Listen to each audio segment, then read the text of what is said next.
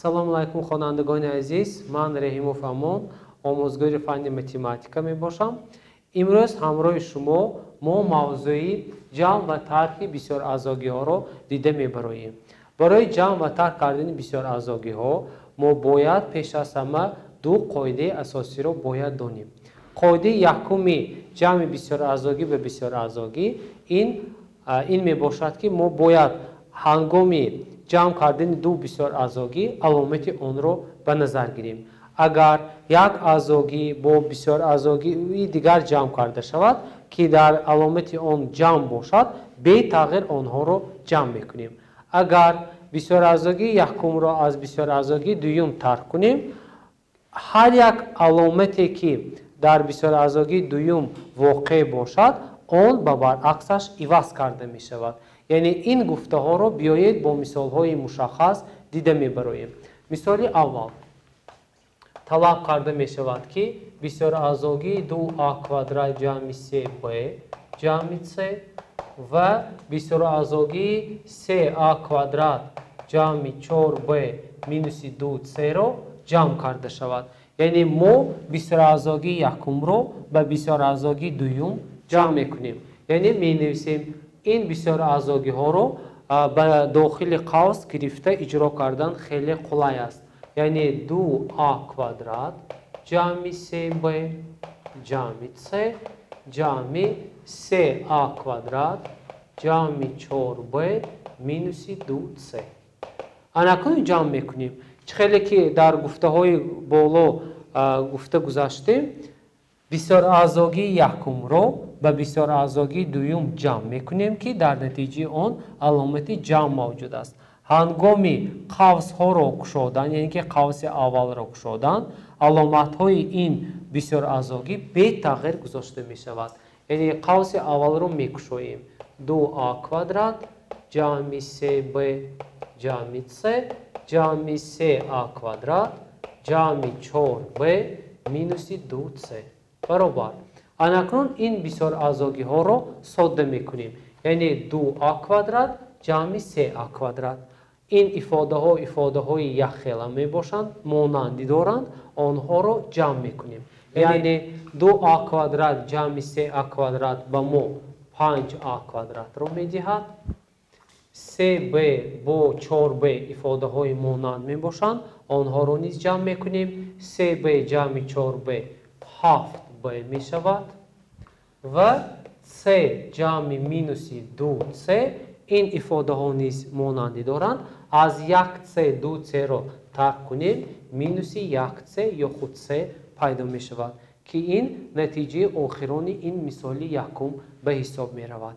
яъне аз мисоли якум чунин натиҷа бардорӣ карда мешавад ки як бисёраъзогии якумро ба бисёраъзогии дуюм ҷамъ карда мо бисёраъзогии сеюми чунин 5a квадрат ҷамъи 7b минуси c-ро ҳосил кардем. анакнун шогирдони азиз, биёед мо аз бисёраъзогии якум бисёраъзогии дуюмро тарк мекунем. менависем. бигузор мисоли дуюм чунин дода шуда бошад. 3x квадрат минуси y куб ҷамъи 5z. бисёраъзогии якум ба намуди зерин чунин дода шудааст. минуси 3x квадрат ҷамъи 2y куб ва минуси 5z. талаб карда мешавад ки аз бисёраъзогии якум бисёраъзогии дуюм тарк карда шавад.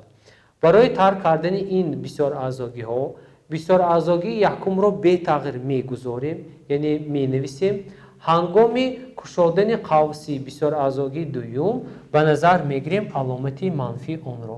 азбаски пеш аз қавси бисёраъзогии дуюм аломати манфӣ ҷой дорад, ҳангоми кушодани қавсҳо ҳамаи аломатҳои дар дохили қавс буда ба баръаксаш иваз карда мешавад. яъне чунин менависем. 3x квадрат минуси y куб ҷамъи 5z минус бо минус зарб карда ҷамъи 3x квадрат ҳосил мешавад. минусро ба плюс зарб кардан минус ҳосил мешавад. 2y куб ва ҳам минус ба минус плюси 5z ҳосил мешавад баробар. анакнун содда мекунем. 3x کвадрат جمع 3x کвадрат با ما ifade 6x کвадрат رو میدهد. ifade مانند دیگری آن باشد مینوس y کub مینوس 2y کub با ما مینوس 3y کub رو میدهد.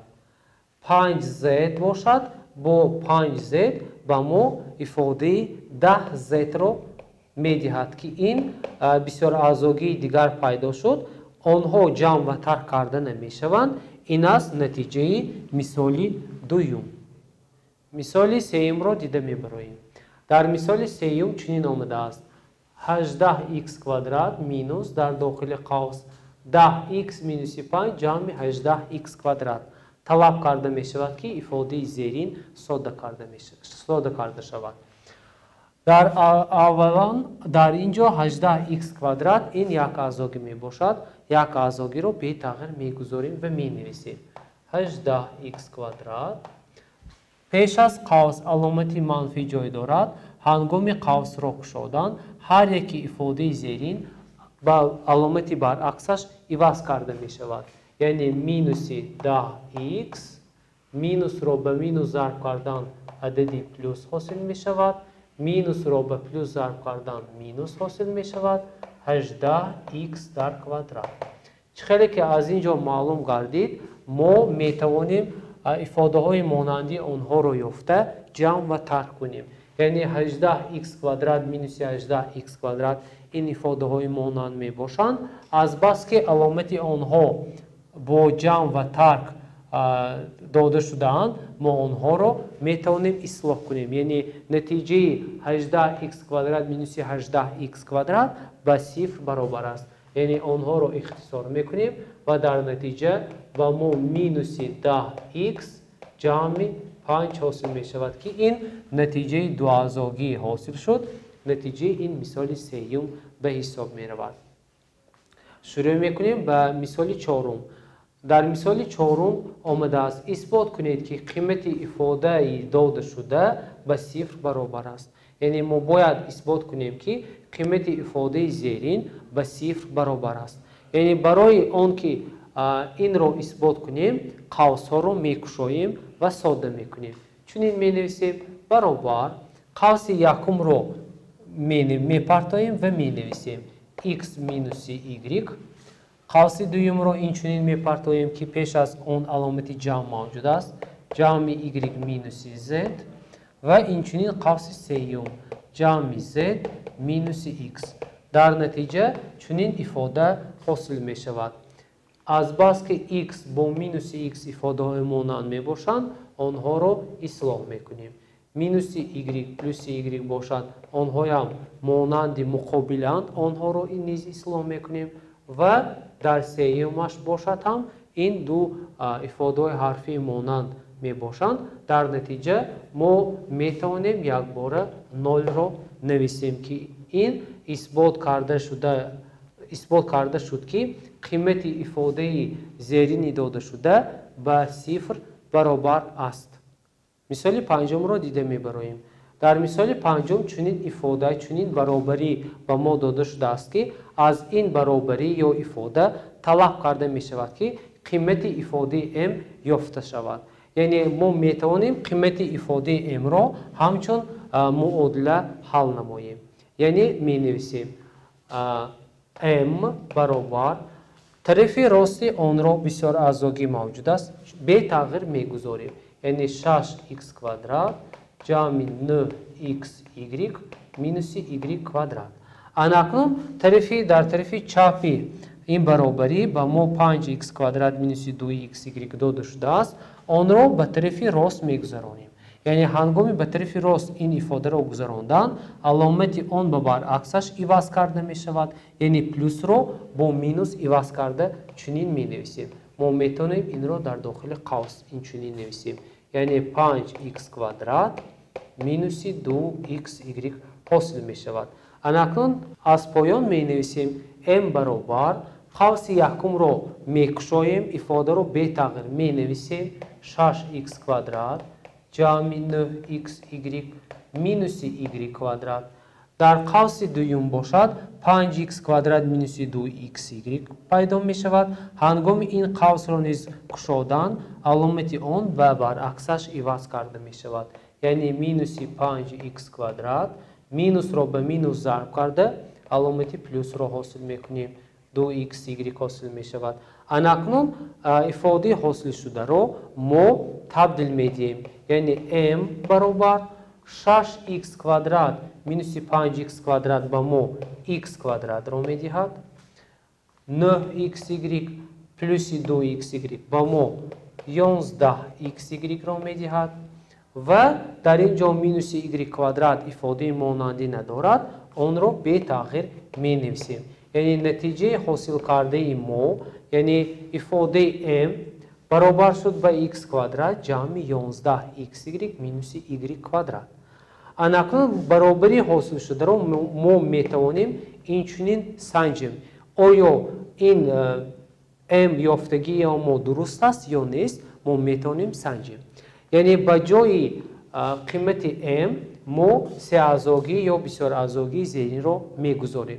یعنی حاصل می کنیم x کвадрат جمع 11xy مینوس y کвадрат جمع 5x کвадрат مینوس 2xy برابر ما باید برابری 6x کвадрат جمع 9xy مینوس y کвадрат را حاصل کنیم. قوس یکم را به تغییر می گذاریم. قوس دوم را می کشیم که در آن پیش از قوس علامت جمع موجود است. جمع 5x کвадрат مینوس 2xy برابر در نتیجه x کвадрат با 5x کвадрат 6x کвадрат حاصل می شود. 11xy مینوس 2xy ifade های مانند می باشند و ما 9xy حاصل می شود و مینوس y کвадрат حاصل می شود که هیچ خیلی که از این ifade حاصل شده معلوم است نتیجه ما با هم برابر است برابر شد. یعنی قیمت تغییر یابنده m این برابر بود است با x کвадрат جمع 11xy مینوس y کвадрат. مثال ششم را دیده میبریم. در مثال ششم چنین آمده است. طلب کرده می شود که قیمت این ifade هنگام x برابر مینوس 1 و y برابر 2 بودن حساب کرده شود. پیش از اون که این قیمت ها را گذاشته حساب کنیم ما در اول از بسیار ازاگی یکم بسیار ازاگی دوم را ترک می کنیم. یعنی اول می نویسیم قوس را می پرتاییم می نویسیم 2x کвадрат جمع 5y مینوس x. اناکنون قوس را می کشیم که پیش از قوس علامتی منفی موجود است. همه علامت های در داخل قوس بوده و برعکسش عوض کرده می شود. مینوس 2x کвадрат مینوس را به پلوس ضرب کنیم مینوس 4y حاصل می شود. مینوس را به پلوس ضرب زنیم مینوس 2x حاصل می شود. اناکنون ساده می کنیم. یعنی 2x کвадрат مینوس 2x کвадрат ifade های اصلاح شونده می باشند. آن را اصلاح کردیم. 5y مینوس 4y با ما y حاصل می شود. مینوس x مینوس 2x با ما مینوس 3x حاصل می شود که این ifade دو ازاگی حاصل شد. اناکنون شاگردان عزیز با جای قیمت های تغییر یابنده های y و x قیمت های موافق آنها مینوس 1 و 2 را با جای این قیمت ها گذاشته حساب میکنیم و حاصل میکنیم. یعنی 2 مینوس 3 ضرب x با ما عددی مینوس 1 را میدهد برابر 2 عددی منفی را با عددی منفی ضرب کردن عددی مثبت حاصل می شود. 3 ضرب 1 این 3 است که آن با 5 برابر شد. این نتیجه مثال ششم به حساب می رود. اناکنون در مثال هفتم چنین آمده است. بگذار قیمت x برابر است به بسیار ازاگی زیرین قیمت y برابر است به بسیار ازاگی زیرین فرق این بسیار ازاگی را باید یابیم. یعنی چه کار میکنیم؟ با جای قیمت x بسیار ازاگی یکم را می نویسیم. یعنی x مینوس y برابر است به 5a کвадрат جمع 6ab مینوس b کвадрат مینوس در داخل قوس بسیار ازاگی دویم رو می نویسیم 5a kvadrat جمع 7ab مینوس b kvadrat اکنون تبدیل میدیم قوس یکم رو به تغییر می نویسیم یعنی چنین حاصل میکنیم 5a kvadrat جمع 6ab مینوس b kvadrat هنگام کشودن قوس دوم از بس که علامت مینوس یا منفی موجود است همه علامت هایی که در داخل قوس بود می ایستد و برعکسش عوض کرده می شود مینوس 5a kvadrat مینوس 7ab و پلوس b kvadrat حاصل می شود ifade های مانندی آنها رو جمع و طرح می کنیم 5a kvadrat مینوس 5a kvadrat آنها اصلاح کرده می شوند 6ab مینوس 7ab به ما مینوس ab را می دهد و مینوس b kvadrat پلوس b kvadrat اینها ifade های مقابلند آنها رو اصلاح کرده چنین ifade را حاصل می کنیم این بود نتیجه مثال هفتم اکنون در مثال هشتم طلب کرده می شود که معادله زیرین حل کرده شود یعنی برای حل کردن معادله زیرین ما قوس ها رو میکشاییم ifade های یخخیل رو جمع و طرح کرده بعد عدد نامعلوم آن رو میابیم یعنی قوس یکم رو به تغییر میگذاریم از بس که در اینجا علامت جمع پیش از قوس موجود است هنگام کشودن قوس به تغییر میماند یعنی جمع 8x مینوس 41 برابر 15 است یعنی 3x جمع 8x با ما 11x را میدهد 23 مینوس 41 باشد و ما عددی مینوس 18 را میدهد برابر است با عددی 15 اکنون مینوس 18 را به طرف راست میگذرانیم و چنین می نویسیم 11x برابر 15 جمع 18 در نتیجه 11x برابر می شود به عددی 33 از اینجا هنگام x را یافتن 33 را به 11 تقسیم می کنیم یعنی 33 را به 11 تقسیم کنیم و ما عددی 3 حاصل می شود که ریشه معادله این داده شده به 3 برابر است با همین موضوع امروزی ما به انجام رسید خیر سلامت باشید